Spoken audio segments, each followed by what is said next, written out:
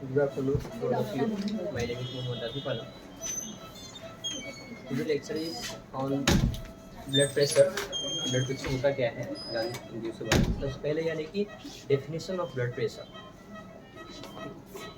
Definition ये है during contraction and relaxation of the heart. अब जब यानी कि हार्ट यानी कि पंप करता है या रिलैक्स होते हैं उस time during contraction and relaxation of the heart that time a force, एक फोर्स है जो अप्लाई होता है। A force is apply on the wall of artery.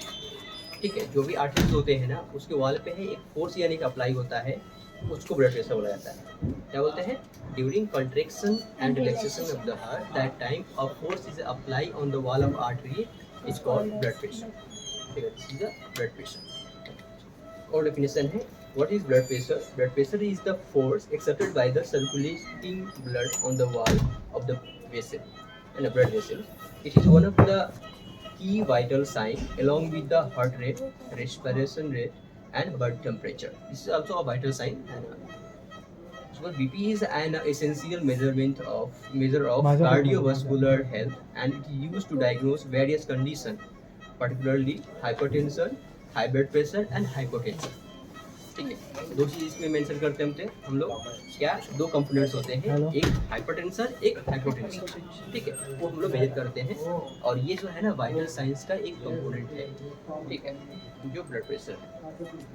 Component of blood pressure तो first systolic blood pressure. Systolic blood pressure किसको बोलते हैं? ठीक है, during contraction of the heart that time a maximum force is apply on the wall of artery is called systolic blood pressure. जब heart pump करता है उस time यानी कि जो आर्टरी के वॉल पे जो प्रेशर जो लगते हैं, सबसे ज़्यादा जो प्रेशर जो लगते हैं ना उसको सिस्टोलिक बोला जाता है। और सेम अपोजिट होता है diastolic. During relaxation of the heart, जब हार्ट रिलैक्स होता है उस टाइम यानी कि वॉल पे जो यानी कि प्रेशर लगते हैं, जो मिनिमम प्रेशर होते हैं उसको डायस्टोलिक बोला जाता है। ठीक है, उसके बाद नॉर्मल वाला वैल्यू जो कितना होता है 120 to 80 यानी कि नॉर्मल माना जाता है। इसमें भी एलिवेटेड क्या होता है? एलिवेटेड 120 to 129 ये सिस्टोलिक, उससे अगर ज़्यादा है तो एलिवेटेड मानते हैं, है ना। अगर डायस्टोलिक यानी कि 80 से एबव होते हैं उसको यानी कि हाइपरटेंशन में आते हैं। और स्टेज क्या है? There are 3 stage of hypertension. Hypertension में 3 स्टेज होते हैं। फर्स्ट स्टेज होता है इसमें ब्लड प्रेशर 130 से 139 जो सिस्टोलिक रहते हैं और डायस्टोलिक 80 से 89 होते हैं, जो यानी कि फर्स्ट स्टेज का रहता है। सेकेंड स्टेज होते हैं जो यानी कि हायर बोल सकते हो, हायर सिस्टोलिक यानी कि कितना 140 से अगर ज़्यादा है तो वो यानी कि इसमें आते हैं सेकेंड स्टेज में। और 90 से अबव है तो डायस्टोलिक अगर है तो वो यानी कि सेकेंड स्टेज में आते हैं। एक होता है हाइपरटेंसिव क्राइसिस होते हैं जो इसमें 180 से ज़्यादा यानी कि सिस्टोलिक होते हैं। सिस्टोलिक ब्लड प्रेशर कितने होते हैं? 180 से ज़्यादा अगर है ना। उसके बाद यानी कि 120 से ज़्यादा अगर डायस्टोलिक है तो वो हाइपरटेंसिव क्राइसिस बोला जाता है ना। 180 और 120 से अगर ज़्यादा आ रहा है तो ये हाइपरटेंसिव क्राइसिस होते हैं। There are 3 stages of hypertension. कौन सी फैक्टर है जो यानी कि ब्लड प्रेशर को इफेक्ट करता है? इफेक्ट मतलब कि बढ़ाना या घटाना। ठीक है, दो चीज हो सकती है इसमें। ठीक है, what's the factor that sir? सबसे पहले क्या है? Cardiac output. सीओ जो होता है ना, कार्डियक आउटपुट है ना, the amount of blood the heart pump पर minute increase CO2 rise BP। ठीक है, तो ये यानी कि जैसे कार्डियक आउटपुट बढ़ेगा वैसे ही BP भी बढ़ेंगे। ठीक है, सेकेंड जैसे कार्डियक आउटपुट यानी कम होंगे बीपी भी लो साइड होंगे, ये फैक्टर्स में आ जाते हैं।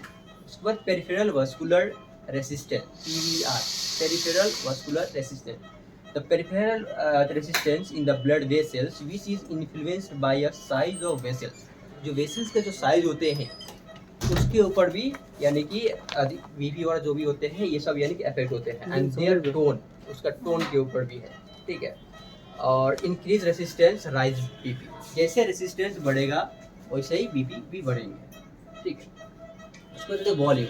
वॉल्यूम मतलब यानी कि ये ब्लड जो होते हैं ना, क्वांटिटी वाले जो होते हैं ना, वो higher blood volume can increase BP by increase the amount of blood that exerted force on the wall of artery, जो आर्टरी या वेसल्स उसके होते हैं। वॉल्यूम बढ़ेगा बीपी भी बढ़ेंगे। ठीक है, सेम ब्लड विस्कोसिटी, ब्लड का जो विस्कोसिटी होता है ना वो, उसमें थिकर ब्लड हाई विस्कोसिटी माना जाता है, जो ब्लड का थिकनेस ज़्यादा होता है उसको हाई विस्कोसिटी बोले जाते हैं। कैन इंक्रीज बीपी, वो बीपी बढ़ाते हैं। और इलेक्ट्रिसिटी जो होता है आर्टरी को वाल्स, हाँ। उसके बाद फोर्थ वन है इलास्टिसिटी ऑफ आर्टरी। स्टिफनेस जो होता है ना आर्टरी का, as seen with the aging और एथेरोस्क्लेरोसिस, जैसे जैसे इंसान का एज बढ़ते हैं वैसे वैसे हार्ट का ये क्या होता है, आर्टरी जो होते हैं ना हार्डनेस होने लगता है वो, ठीक है। वो भी यानी कि बीपी बढ़ाते हैं, है ना। ये आपका फैक्टर्स हो गया